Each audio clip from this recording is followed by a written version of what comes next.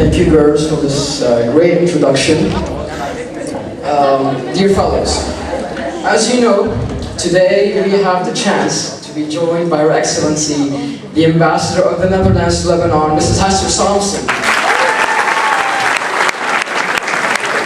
Mrs. Thompson, it is truly of great honor and privilege to have you here with us today. Your presence is of great value to us, and hopefully will be sharing some of your experience with us later on in the ceremony. Students, or should I say delegates, allow me to tell you that you should consider yourselves lucky to be part of this conference and to get involved in the typical MUN experience. I guess that you have already realized that this experience is very enriching. Some of you might have witnessed their hidden capabilities get unleashed. Others probably got some of their skills enhanced.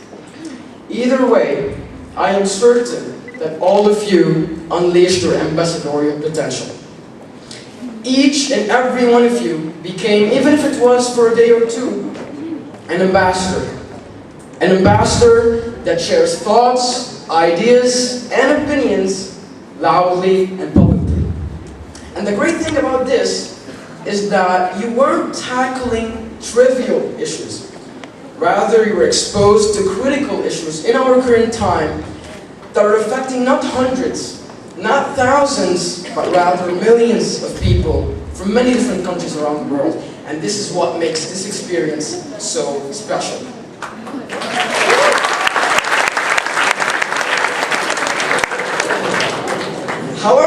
However, at the end of the day, MUN is just a simulation.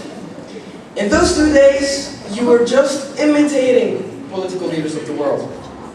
But the question is, can we, and by we I mean the youth, be real leaders ourselves?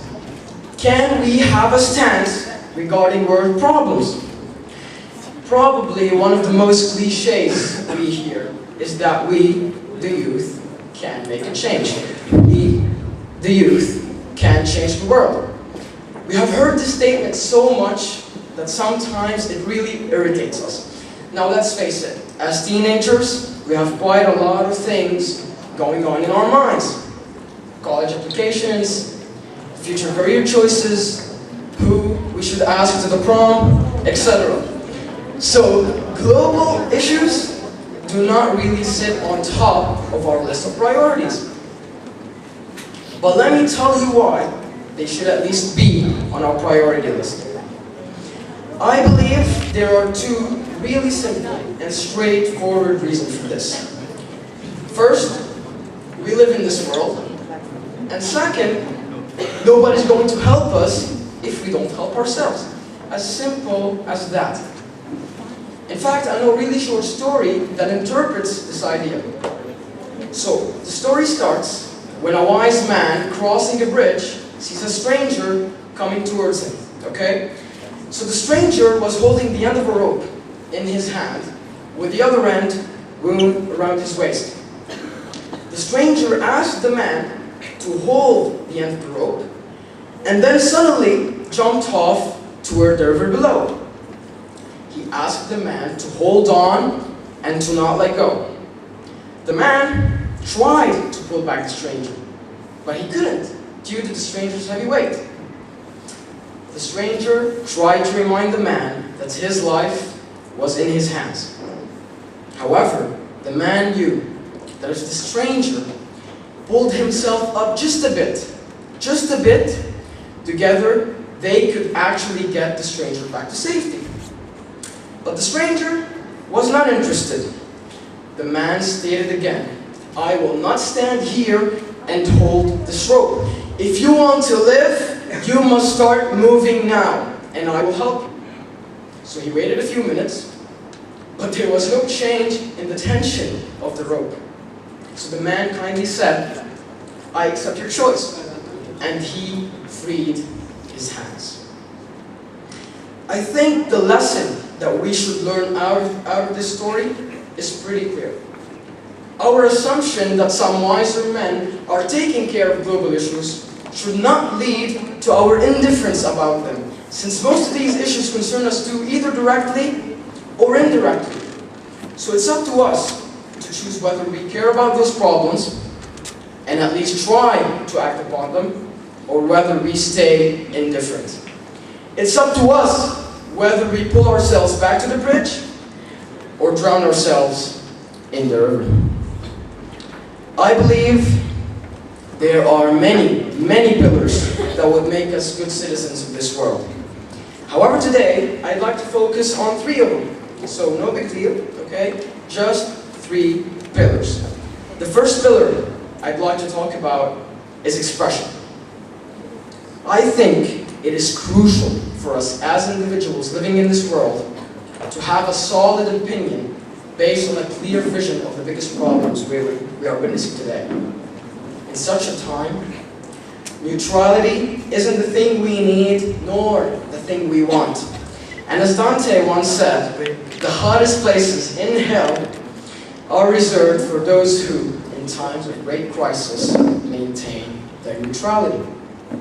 So yes, in a time where human beings are suffering from poverty, hunger, lack of drinking water, international terrorism, climate change, the spread of infectious diseases, a decrease in energy resources, an increase in nuclear weapons, the last thing we want is to be neutral. So having an opinion is very, very important. However, our opinion would have absolutely no value if it's not expressed. Thoughts are contagious, my friends, so it would be a good idea to share them with others instead of saving them to ourselves. The second pillar I'd like to talk about following expression is initiation.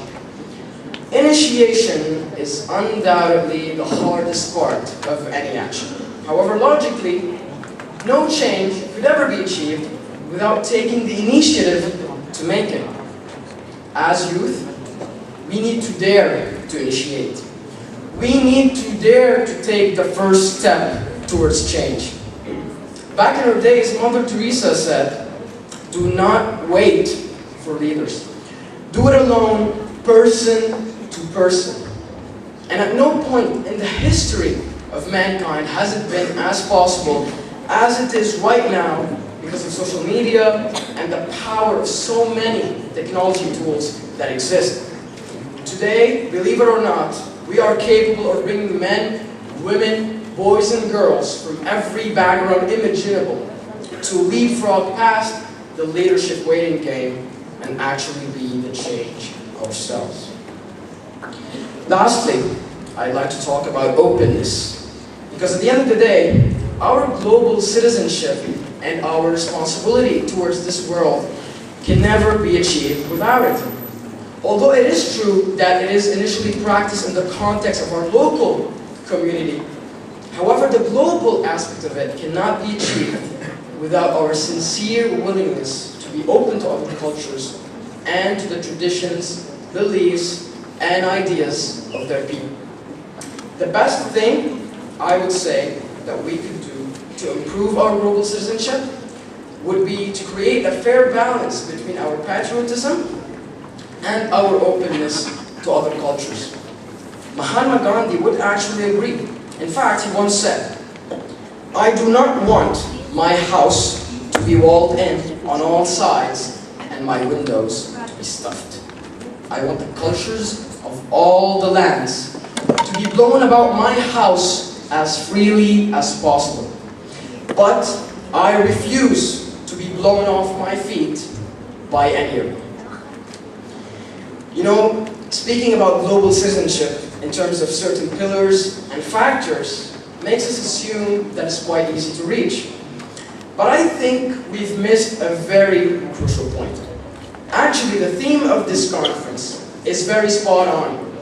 Because the question is not if we are able to nurture our global citizenship.